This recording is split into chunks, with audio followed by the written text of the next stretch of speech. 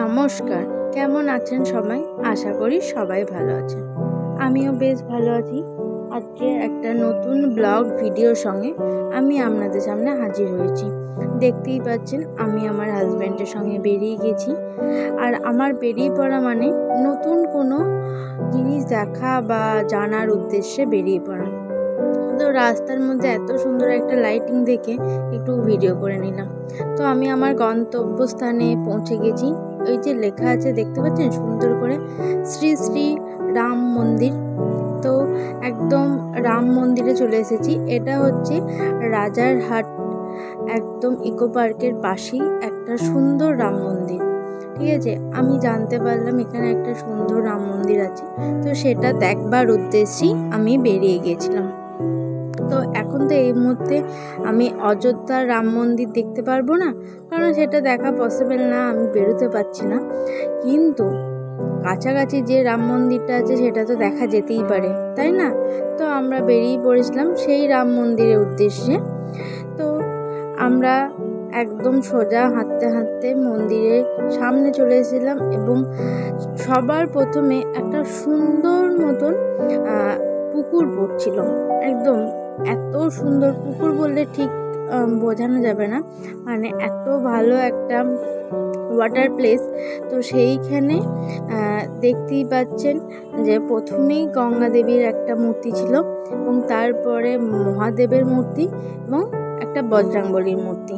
তো আমি ঠিক বলতে পারবো না যে কতটা উচ্চতায় বজরংবলীর মূর্তি বা মহাদেবের মূর্তি, কিন্তু এত সুন্দর ডেকোরেশন করা ছিল লাইটিং দিয়ে এবং তার সঙ্গে এত অপূর্ব লাগছিল দেখতে। আর আমি গেছিলাম রাত্রের দিকে, সন্ধ্যের দিকে। তো দেখতেই পাচ্ছেন এত সুন্দর লাইটিংয়ের কাজের সঙ্গে মহাদেব এবং বজরংবলীর মূর্তি। এরপর আমরা সোজা আবার হাঁটতে আরম্ভ করেছি এবং একদম মেন মন্দিরের সামনে চলে এসেছি। এটা হচ্ছে একদম মেন মন্দির। তো সামনেই দেখতে পাচ্ছেন একদম হোয়াইট কালারের, একদম সাদা একটা সুন্দর প্যালেস, তাই তো? কিন্তু এটা কিন্তু কালার না, এটা সম্পূর্ণটা মার্বেলসের কাজ। এটা কোনো কালার না, এটা পুরোটা মার্বেলসের কাজ এবং এত সুন্দর নিখুঁত হাতের কাজ, যেটা আপনারা প্রথমেই দেখলেই অবাক হয়ে যাবেন। তো একদম মন্দিরের ওপরেই লেখা আছে জয় শ্রীরাম। তো এটা হচ্ছে এখানে প্রত্যেকটা জায়গা ভাগ ভাগ করা আছে। প্রথম সেকশনে ঢুকছি, তো এটা হচ্ছে বজরংবলীর মন্দির। পুরো মন্দিরটাই ছিল নিখুঁত হাতের কাজ, এত ভালো নিখুঁত হাতের কাজ যে দেখলে মন মোহিত হয়ে যাবে। তো এইখানে লম্বা যে লাইনটা দেখতে পাচ্ছেন সেটা হচ্ছে পূজা দেবার জন্য লম্বা লাইন। আমার হাজব্যান্ড পাশে দাঁড়িয়ে আছে কারণ আমাদের পূজা দেওয়া হয়ে গিয়েছিল। তো যে লম্বা লাইনটা দেখতে পাচ্ছেন, এবং তারপর আমি আশেপাশে সব কিছু একটু ছোট্ট করে ভিডিও ক্লিপ নিয়ে রাখছিলাম, কারণ সব জায়গায় ভিডিও নিতে পারিনি, কারণ সব জায়গায় ভিডিও অ্যালাউ ছিল না। তো এখানে দেখছিলাম সবাই ছবি তুলছে এবং এখানে দেখলাম ভিডিও অ্যালাউ আছে, তাই আমিও একটা ছোট্ট করে ভিডিও করে নিলাম। তো এই হচ্ছে আমাদের বজরংবলী মূর্তি, একদম খুবই সুন্দর, দেখতেই পাচ্ছেন। তো এরপর আমি মন্দিরে আশেপাশে জায়গাগুলো একটু আপনাদের দেখিয়ে দেবো। তো আপনারাও আমার সঙ্গে একটু ভগবানের দর্শন করে নিন এবং আপনারাও ভগবানের কাছে যা যা প্রার্থনা আছে সেটা জানিয়ে নিন, কারণ সবার তো সব জায়গায় ঘোরা পসিবল হয় না, তার জন্য। আর যারা কাছাকাছি আছেন তারা একটু ঘুরে নেবেন, আশা করি সবারই ভালো লাগবে। তো এইখানে ব্রাহ্মণ মশাইরা বসে আছেন, তারা হাতে চরণামৃত দিচ্ছেন এবং যারা পূজা দিচ্ছে তাদেরকে একটুখানি করে তিলক চরণামৃত দেওয়া হচ্ছিল।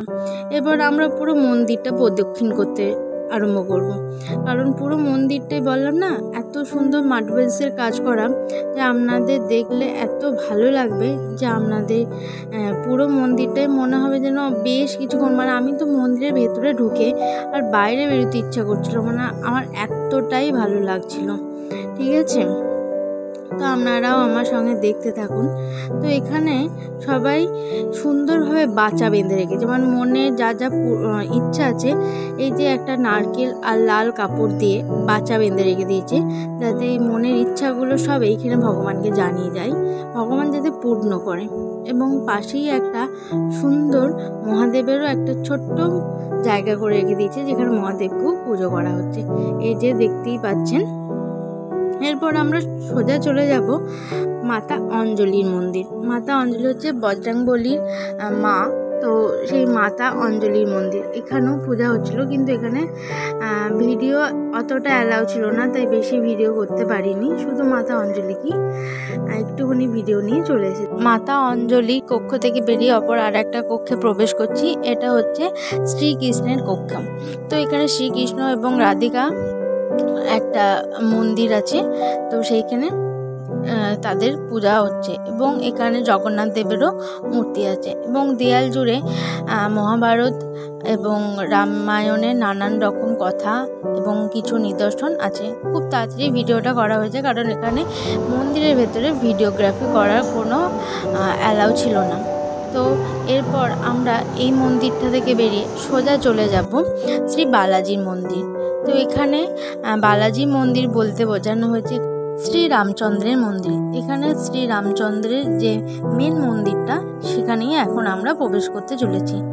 তো একদম গোটা কক্ষটা সুন্দর সাদা টাইলস না, পাথরের কাজ করা, ঠিক আছে। এবং সামনেই পড়বে আপনাদের প্রথমেই বাচা বাঁধা, কারণ আমরা আমাদের মনের যে সমস্ত ইচ্ছা সেগুলো বাবার কাছে জানানোর জন্য অবশ্যই আমরা একটা ছোট্ট নারকেলের মধ্যে বেঁধে বাবার কাছে জানানো হয়, ঠিক আছে। এরপর দেখতেই পাচ্ছেন পুরোহিত মশাই বসে আছেন, আমরা প্রথমেই তার কাছে পুজো দিয়ে দিয়েছিলাম, এবং তারপর তাকে জিজ্ঞাসা করছিলাম ভেতরে কি ভিডিওগ্রাফি অ্যালাউ আছে। বলেছিল হ্যাঁ অবশ্যই তোমরা ভিডিও করতে পারো, কোনো অসুবিধা নেই।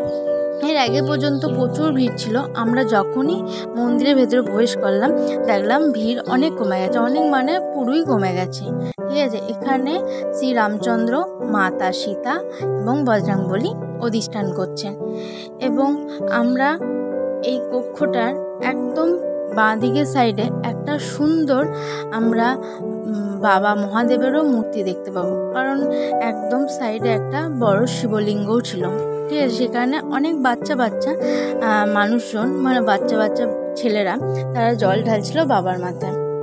তো আমি তারও একটা ছোট্ট ভিডিও নিয়ে রেখে দিয়েছি, কারণ আমি বাবা মহাদেবের খুব বড় একটা ভক্ত, ঠিক আছে। তো দেখতেই পাচ্ছেন বাবা মহাদেবের দর্শনটাও আপনারা আমার সঙ্গে করে নিন।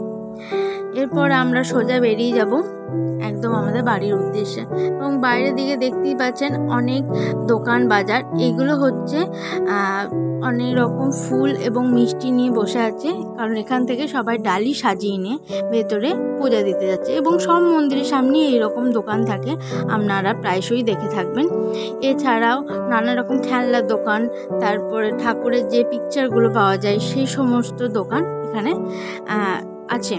তো আমার বেশ ভালো লাগলো আজকের এই মন্দির দর্শনটা। আমাদের সত্যি কথা বলতে এই মন্দিরে আসার কোনো প্ল্যানিং ছিল না, বিনা প্ল্যানিংয়েই বেরিয়ে এত সুন্দর একটা মন্দির দর্শন আমরা যখন জানতে পারলাম, তখনই আমরা বেরিয়ে গেলাম যে না চলো আজকে একটু দেখে আসি। আশা করি আপনাদেরও আমার মতন এই সুন্দর একটা অভিজ্ঞতা ভালো লাগলো। যারা কাছাকাছি আছেন তারা একটু অবশ্যই ঘুরে আসবেন, আর যারা এখন কাছাকাছি নেই তারা আমার এই ভিডিওর মাধ্যমেই একটু পরিদর্শন করে নিন। আর আজকের এই ভিডিওটা কেমন লাগলো সেটা অবশ্যই লাইক, কমেন্ট ও শেয়ারের মাধ্যমে জানিয়ে দেবেন। সবাই ভালো থাকবেন, সুস্থ থাকবেন। নমস্কার।